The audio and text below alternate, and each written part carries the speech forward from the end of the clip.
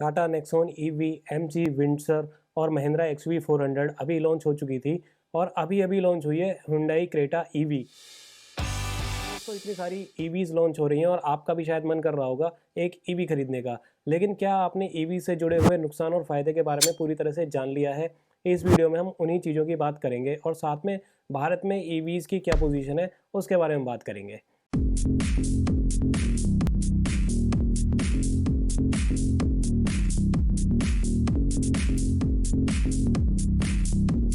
चलिए दोस्तों, शुरू करते हैं ईवीज से होने वाले नुकसानों के बारे में। देखिए, ईवीज से 7 मेजर नुकसान होते हैं और छठे नुकसान के बारे में तो लोग सोच भी नहीं रहे हैं। चलिए मैं आपको बताता हूँ इसके क्या क्या नुकसान हैं। देखिए दोस्तों, सबसे बड़ा नुकसान तो है कॉस्ट का। जहाँ एक टाटा नेक्सॉन आईसी इंजन वाली गाड़ी 8.75 लाख में आ जाती है, वहीं पर टाटा नेक्सॉन ईवी आप लेने जाएंगे तो लगभग 15.66 लाख की पड़ती है। तो शुरुआती कॉस्ट जो है वो ईवीज की बहुत ही ज़्यादा है। इसके अलावा ईवीज की जो बैटरी की कीमत है वो भी बहुत ज़्यादा होती है। खुदा ना खास्ता अगर 7-8 साल में आपकी ईवी की बैटरी ख़राब हो जाएगी तो वहाँ पे आपको 5 से 6 लाख का नुकसान हो सकता है। दूसरा बड़ा नुकसान है पर्यावरण को। देखिए, जब ईवीज बनाई जाती हैं तो इनमें बैटरी पे बहुत बड़ा इन्वेस्टमेंट किया जाता है और बैटरी जो है वो लिथियम आयन और कोबाल्ट जैसे आयन से बनाई जा रही है। उनके लिए बहुत बड़े स्तर पे माइनिंग करनी पड़ती है और उस माइनिंग के दौरान बहुत ज़्यादा पोल्यूशन होता है, जिसकी वजह से ईवीज पर्यावरण को भी प्रदूषित करती हैं। नॉर्मल सोच ये है कि ईवीज पूरी तरह से ग्रीन एनवायरनमेंट फ्रेंडली होती हैं, लेकिन ऐसा नहीं है। ईवीज की वजह से भी एनवायरनमेंट को काफ़ी नुकसान होता है।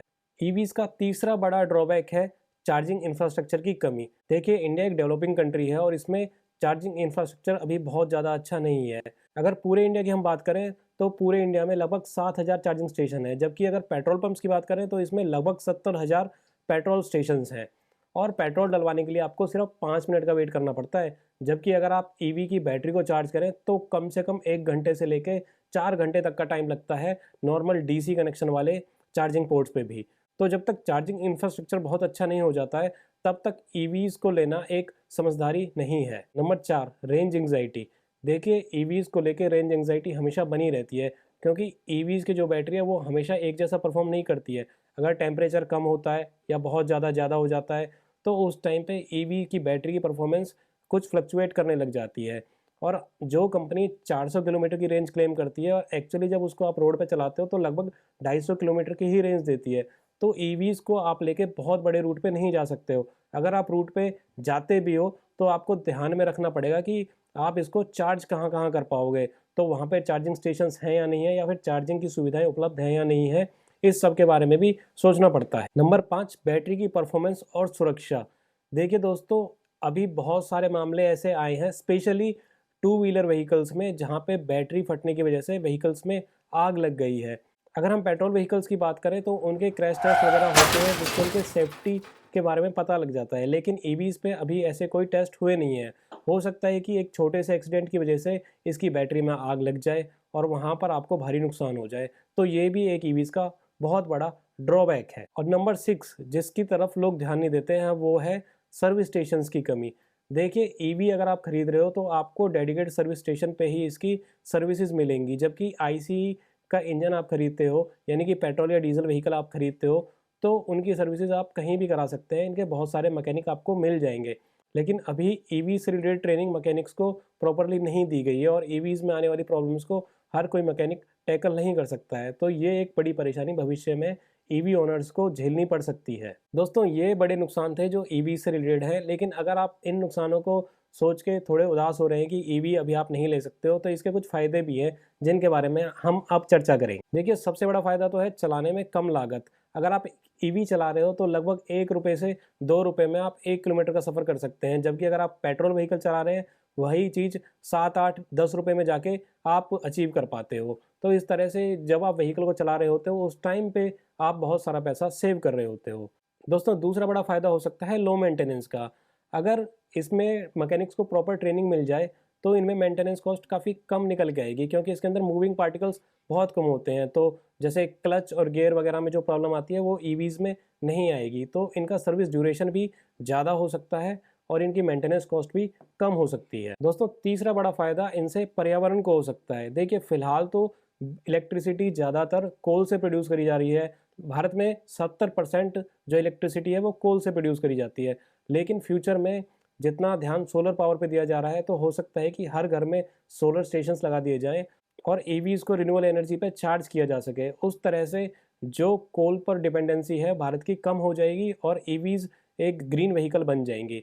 दूसरा फ़ायदा सिटीज़ में भी होता है। अगर आप आज भी ईवी को चार्ज करके सिटी में चलाते हैं तो एटलीस्ट सिटी में तो कम पोल्यूशन होता ही है। दोस्तों, ईवीज़ का चौथा बड़ा फ़ायदा गवर्नमेंट की वजह से आपको मिलता है। गवर्नमेंट की वजह से, हाँ जी, क्योंकि गवर्नमेंट जो है ईवीज़ पर टैक्स को रिड्यूस करती जा रही है। रजिस्ट्रेशन कॉस्ट को भी कभी-कभी ये हटा देते हैं और इस पे जो जीएसटी है वो भी कम लगता है। इस तरह से ईवीज़ की जो एक्चुअल वैल्यू है वो आपको ज़्यादा अच्छी मिल पाती है। तो दोस्तों, नुकसान और फ़ायदे के बारे में हमने बात कर ली। अब हम बात करते हैं कि किसको ईवी लेनी चाहिए।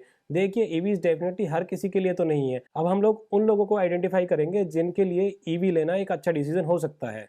नंबर 1, अगर आप शहर में रहते हैं तो आप ईवी खरीद सकते हैं। देखिए, अगर आप शहर में रहते हैं तो वहाँ पे चार्जिंग के इंफ्रास्ट्रक्चर पहले डेवलप होंगे, या हो सकता है आप मेट्रो सिटीज़ में रह रहे हैं जहाँ पे आपकी जो चार्जिंग के इंफ्रास्ट्रक्चर हैं वो डेवलप हो चुके हैं, तब आप ईवी खरीद सकते हो। दूसरा, अगर आप 50 से 60 किलोमीटर डेली ऑफिस के लिए अप डाउन करते हैं तब ईवी आपके लिए एक बेस्ट ऑप्शन हो सकता है, क्योंकि आप शाम को अपने घर आएंगे और आप अपने घर में चार्ज कर सकते हो।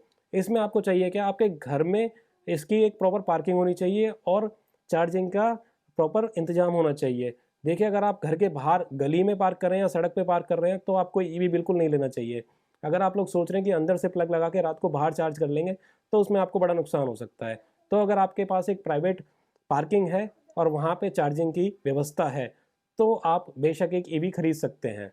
अगर आप गांव वगैरह में रहते हैं तो अभी आपको ईवी लेना अवॉइड करना चाहिए। दूसरा, अगर आप एक लॉन्ग टर्म इन्वेस्टमेंट के लिए तैयार हैं तो आप ईवी ले सकते हैं। देखिए, शुरुआत में ही आपको बहुत मोटा दाम देना पड़ता है एक ईवी खरीदने के लिए। जैसा कि हमने शुरुआत में टाटा नेक्सन का एग्जांपल लिया था, इसमें आपको लगभग 5-6 लाख एक्स्ट्रा देने पड़ते हैं और उसको रिकवर करने के लिए आपको लगभग पौने 2 लाख किलोमीटर इसको चलाना पड़ता है। हाँ जी, पौने 2 लाख किलोमीटर। इस चीज़ पे मैं कैसे आया, उसके लिए आप मेरी बनाई हुई इस वीडियो को देख सकते हैं। इसमें हमने कॉस्ट एनालिसिस प्रॉपर तरीके से कर रखी है और इसमें आपको पता लग जाएगा कि आपको क्यों 1,75,000 किलोमीटर चलाने के बाद ही ईवी की एक्चुअल वैल्यू मिलती है। तो दोस्तों, अगर आप इतने लॉन्ग टर्म के लिए इन्वेस्ट कर सकते हैं और इतने आपकी रनिंग रहेगी तो आप एक ईवी खरीद सकते हैं। और इसके अलावा अगर आप पर्यावरण के लिए सजग हैं और पर्यावरण के लिए एक एक्स्ट्रा कॉस्ट अदा करने के लिए तैयार हैं तो भी आप ईवी खरीद सकते हैं। चलिए एक रफ कॉस्ट एनालिसिस कर लेते हैं और इसमें हम टाटा नेक्सॉन आईसी और टाटा नेक्सॉन ईवी को कंपेयर कर लेते हैं। अगर आप एक टाटा नेक्सन आईसी ही व्हीकल लेते हैं तो वो लगभग आपको 8.7 लाख रुपए की पड़ेगी और उसको चलाने में आप लगभग 10,000 रुपये महीना खर्च करोगे, यानी कि आप 5 साल का 6 लाख रुपए उसके फ्यूल पे खर्च कर दोगे। और मेंटेनेंस की बात करें तो 40,000 रुपये की मेंटेनेंस हर साल की होगी, यानी कि 5 साल में आपकी लगभग 2 लाख रुपए की मेंटेनेंस पे खर्चा हो जाएगा। तो इन दोनों को आप अगर जोड़ें तो 6 और 2 8 लाख और 8 लाख व्हीकल का, तो 16,75,000 रुपये आप 5 साल में टाटा नेक्सन आइस व्हीकल पे खर्च करेंगे। अब यही कॉस्ट एनालिसिस हम ईवी पे करते हैं। अगर आप ईवी खरीदने जाओगे तो वो 15.66 लाख रुपए की पड़ेगी और ईवी का खर्चा महीने का लगभग 3,000 रुपये का आता है चलाने का। तो आपका खर्चा साल का 36,000 का हो गया और 5 साल का हो गया 1.8 लाख रुपए। मेंटेनेंस पे ईवीज में 10,000 रुपये हर साल का खर्चा होगा, यानी कि 5 साल में 50,000 रुपये। तो फाइनली आप देखें तो 5 साल एक ईवी को चलाने का खर्चा 17.95 लाख रुपीज़ होता है। तो शुरू में तो ईवीज़ आपके लिए थोड़ी महंगी पड़ती हैं, लेकिन जैसे जैसे आप इसको चलाते रहते हो तो आप अपने जो कॉस्ट है उसको रिकवर कर लेते हो। तो दोस्तों, फाइनली ये कंक्लूजन निकल के आता है कि ईवी खरीदने का फैसला आपके बजट पर और आपकी ज़रूरतों पर निर्भर करता है। अगर आप एक शहर में रहते हैं और चार्जिंग का इंफ्रास्ट्रक्चर आपके शहर में अच्छा है तो आप ईवी खरीद सकते हैं। आप अगर 50 से 60 किलोमीटर का ट्रैवल करते हैं डेली तो भी आप ईवी खरीद सकते हैं। लेकिन अगर आप घूमने फिरने के ज़्यादा शौकीन हैं और एक लंबा सफ़र तय करते हैं तो आपको आईसी व्हीकल ही खरीदनी चाहिए। और अगर आप फ़िलहाल एक ईवी खरीदने की सोच रहे हैं तो मेरे हिसाब से तो आपको अगले 4-5 साल के लिए अभी वेट कर लेना चाहिए। उसके बाद इंफ्रास्ट्रक्चर और भी ज़्यादा अच्छा हो जाएगा, टेक्नोलॉजी और भी अच्छी हो जाएगी और अच्छे मैकेनिक्स मार्केट में आ जाएंगे जो ईवीज़ को रिपेयर करना जानते होंगे। उस टाइम पे ईवीज़ आपको बहुत अच्छी वैल्यू देंगे। अभी आपको पेट्रोल व्हीकल्स के साथ ही जाना चाहिए। तो दोस्तों, अगर आपको ये वीडियो अच्छी लगी हो तो हमें एक लाइक दे देना, अपने दोस्तों के साथ इस वीडियो को शेयर कर देना और ऐसी ही वीडियोज़ को देखने के लिए इस चैनल को सब्सक्राइब कर लेना।